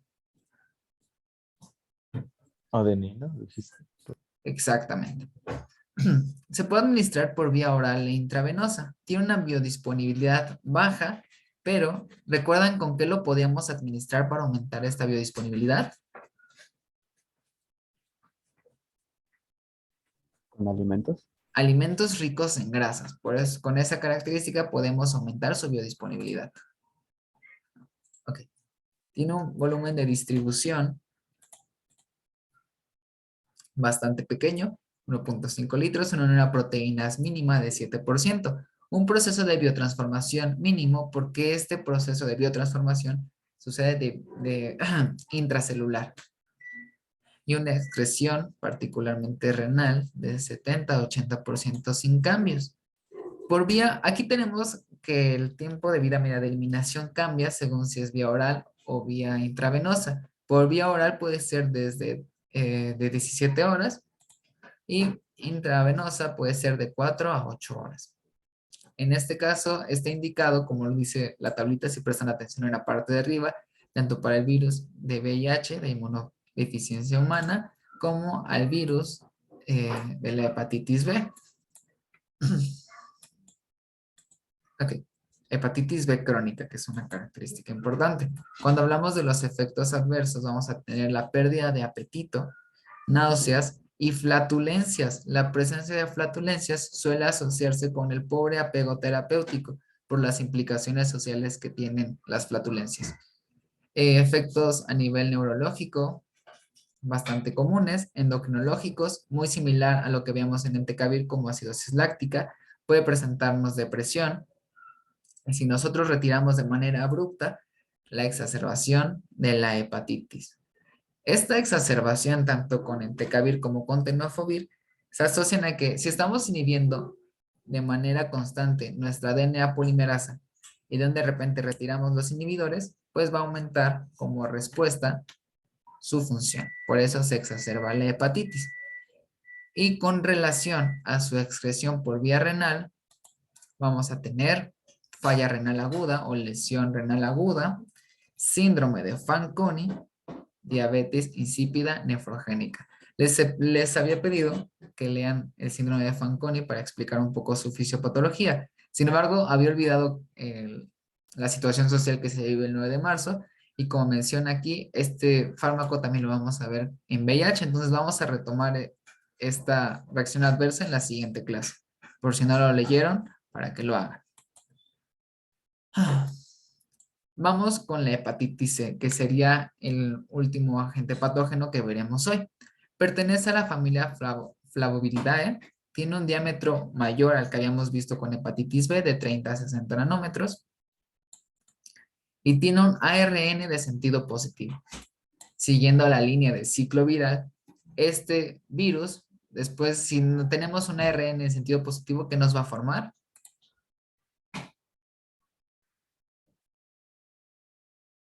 Proteínas. Muy bien, ¿por qué? Porque tiene la estructura tal cual que tiene nuestro ARN, entonces está listo para la síntesis proteica. Esto se traduce a que la infección que genera tiende a ser un poco más agresiva y también tiene una envoltura, que como mencionábamos, en el caso de los virus de la hepatitis, no significa necesariamente que sean susceptibles a detergentes o ácidos. Hablando un poco de su ciclo vírico, vemos que este virus de la hepatitis C ingresa a la célula y se genera la liberación del ARN positivo. Se genera una traducción del genoma viral, es decir, pasamos de ARN a los componentes proteicos. Esta traducción nos genera una proteína muy grande que contiene a su vez proteínas más pequeñas que encontramos ahí tal cual los genes virales. Es conocida como poliproteína viral. Para que nosotros desdoblemos esta poliproteína y podamos formar las múltiples proteínas virales más pequeñas, se requiere de una proteasa, es decir, una proteína, una enzima que rompa proteínas. En este caso, el nombre de la proteasa es NS3-4A. Este es importante, vamos a ver más adelante. Entonces, esta proteasa tiene dos funciones. Inicialmente, desdobla a la poliproteína para tener a las proteínas activas. Y por otra, contrarresta la respuesta inmune, particularmente del interferón. Entonces, aquí vamos a tener dos blancos terapéuticos importantes. En primera instancia, esta traducción del genoma viral del ARN positivo. Y por otra parte vamos a tener grupos de fármacos que actúen en esta proteasa NS3-4A. Estos son los dos blancos terapéuticos que nos marca el temario que hablemos. Iniciemos con los inhibidores de la proteasa NS3-4A. En este caso hablamos del cimeprivir. Si nosotros inhibimos esta proteasa, el efecto principal va a ser impedir el desdoblamiento de la poliproteína, una de las tantas, por cual no va a haber activación y vamos a tener una afectación estructural del virus. Por otra parte, sabemos que tiene un proceso de biotransformación hepática y como característica fundamental, no se recomienda o no está aprobado por la FDA como monoterapia. Debe administrarse siempre de manera conjunta con interferón o ribavirina. Y como dato importante, por similitud estructural, se debe tener cuidado con pacientes alérgicos a las sulfas. Nosotros vimos un fármaco en antibióticos que pertenecía en esta familia. ¿Recuerdan qué fármaco era?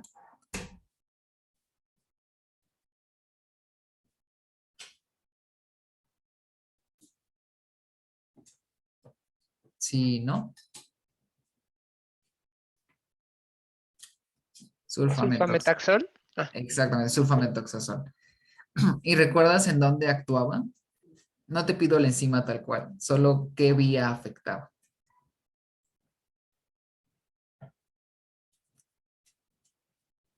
No, no me acuerdo. La del folato.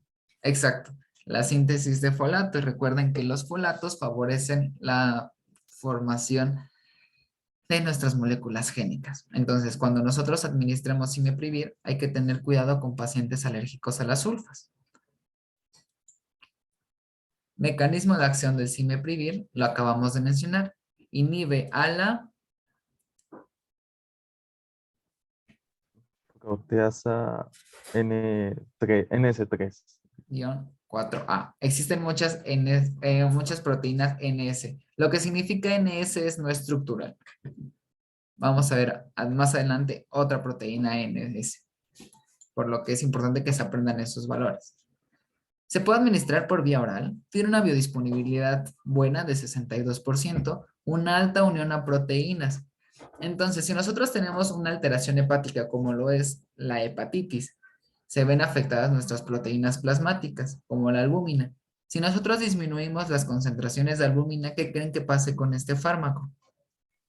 Va a tener más concentraciones libres y va a predisponerlo a mayor número de reacciones adversas. Exacto, vamos a tener más fármaco libre. Fármaco libre se traduce a fármaco con capacidad de generar un efecto, lo que nos lleva a reacciones adversas.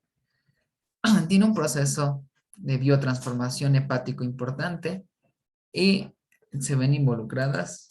Bueno, entonces se favorece la biodisponibilidad al administrarlo con alimentos y en el proceso de biotransformación es sustrato y por tanto inhibidor de las siguientes enzimas: citocromo 3A4, glucoproteína P y transportador de proteínas orgánicas ATP1B13.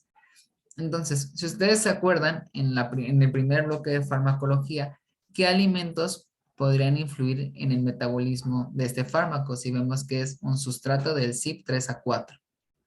¿Se acuerdan? El jugo de toronja.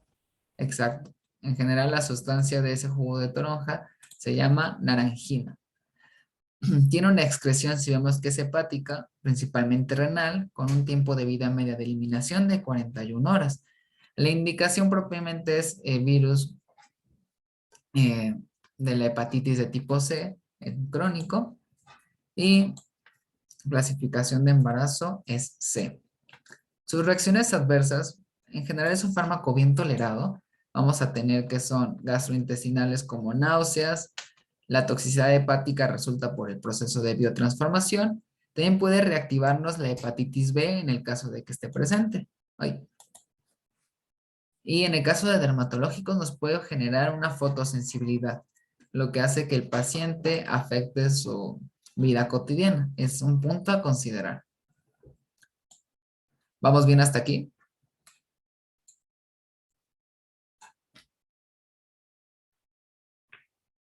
Sí. Entonces, ¿se acuerdan que la proteasa que hemos mencionado? Fernando, adelante. Disculpa, es que ya no alcancé a notar el efecto adverso en rojito. O bueno, creo que la mayoría. El efecto adverso particular aquí sería la Sí. fotosensibilidad. Muchas gracias. Sí. Entonces, vamos a tener aquí que este cimeprivir inhibe a la proteasa NS3-4A. Por eso les mencionaba que es importante que mantengan en cuenta ese nombre, porque vamos a tener inhibidores de una polimerasa NS no estructural 5B. En este caso es sofosbuvir.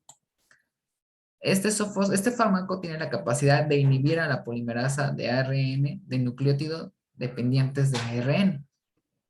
¿Ok? Entonces es una polimerasa que favorece la síntesis de ARN a través de ARN, por confuso que parezca.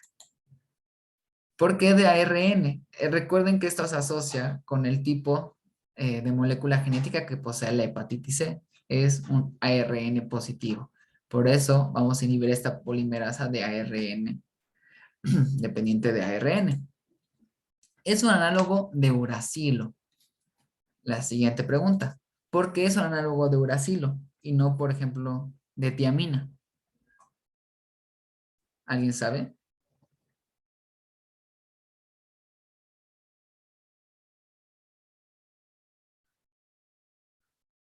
¿El ARN contiene tiamina? No, es el que, bueno, es la base nitrogenada que se cambia en el ARN, a Ex- diferencia del ADN. Muy bien, Damián. Entonces, por eso es que el sofosbuvir no es un análogo de tiamina, sino de uracilo. ¿Por qué? Porque nuestro virus de hepatitis C tiene ARN, no ADN. Muy bien. También tú, Fernando, gracias. Y tiene un proceso de biotransformación hepática. Hablando un poco de las características del sofosbuvir, el mecanismo de acción inhibe a una DNA, a una RNA polimerasa dependiente de RNA. El nombre por el cual lo pueden encontrar es NS5B. El sofosbuvir es un análogo de nucleósido de qué base nitrogenada. Uracilo. Exactamente. Se puede administrar por vía oral, tiene una biodisponibilidad buena de 50 a 80%, una unión a proteínas no tan alta como la que veíamos en cimeprivir, de 61 a 65%, un proceso de biotransformación hepático y nos forma estos metabolitos. Tenemos al primero que es GS46, que es activo, y GS33 es inactivo. Sin embargo, el GS33, el que es el producto inactivo, es el que se excreta mayoritariamente por vía renal y el resto, tanto el fármaco sin activar como el GS46, es por vía fecal. ¿Por qué? Por esta biotransformación hepática. Sus indicaciones son igual para hepatitis C, particularmente crónicas. Bueno, su tiempo de vida media de eliminación es de 0.4 horas. Tiene una clasificación de embarazo de D, entonces no se recomienda administrarlo. Las reacciones adversas son muy semejantes a las que vimos en cimeprivir, solo resaltaría las cardiovasculares, que nos pueden generar arritmias de disminución, o sea, bradiarritmias. Todas las demás son bastante similares.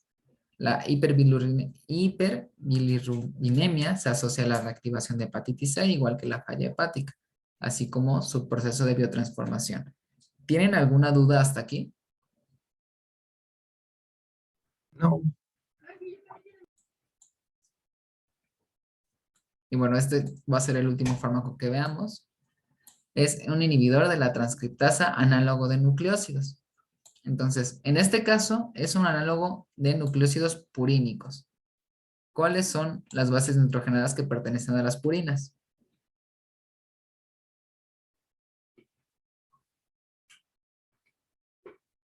¿Se acuerdan? arginina y guanina. Ok, arginina es un aminoácido. Pero, muy bien, es adenina y guanina. El agua es pura, por si les sirve la mnemotecnia. La ribavirina tiene muchos efectos. De hecho, en su práctica hay un esquema muy bonito que retomamos más adelante. Entonces, la ribavirina sin fosforilar tiene un efecto de favorecer la diferenciación de los linfocitos T a TH1. La ribavirina con un fosfato inhibe la inosina monofosfato deshidrogenasa. La función de esta enzima es formar GTP, que es guanosina trifosfato, que en cierto punto nos va a servir como reserva de ADN, porque favorece la síntesis de guanina. La ribavirina bifosforada induce genes estimuladores por interferón, en este caso ISG. Y la ribavirina trifosfato tiene la capacidad de inhibir a la ARN polimerasa dependiente de ARN, favoreciendo la presencia de mutaciones. Entonces, todos estos tres factores, tanto la ribavirina no fosforilada como fosforilada con 1, 2, 3 fosfatos, nos van a permitir la formación de viriones defectuosos. Por tanto, no van a tener una actividad infecciosa importante. Este es el esquema que les menciono que viene en su práctica, en donde nos presenta en primera instancia la ribavirina sin fosforilar y esta transformación a TH1. lo cual nos favorece la presencia de linfocitos citotóxicos, o CD8. Cuando ingresa la célula al hepatocito y se forma o se fosforila en primera instancia, inhibe a la IMPDH, la inosina monofosfato deshidrogenasa, que nos va a impedir la formación de guanosina trifosfato. Cuando tiene 2 fosforilaciones, favorece los efectos del interferón. Y cuando tiene 3 fosforilaciones, vamos a tener que favorece la presencia de mutaciones como la inhibición de la ARN polimerasa. ¿Esto por qué? Porque es un análogo de nucleósidos. Al ser esto, modifica la geometría de la ARN y favorecen la síntesis de viriones defectuosos. Una característica importante es que tiene amplios volúmenes de distribución. Esto lo que nos va a permitir es el almacenamiento en tejidos y cruza la barrera hematoplacentaria. Entonces, ¿ustedes creen que se puede administrar durante el embarazo? No, está contraindicado. ¿Por qué? Porque cruza esta barrera hematoplacentaria. Entonces, la ribavirina vimos que tiene muchos mecanismos de acción. Les favorece la producción y los efectos de los interferones, tanto gamma como el factor de necrosis tumoral alfa, potencia los efectos, inhibe a la MPDH, esto disminuye las concentraciones de guanosina monofosfato, inhibe la RNA polimerasa, lo cual favorece las mutaciones. La ribavirina es análogo de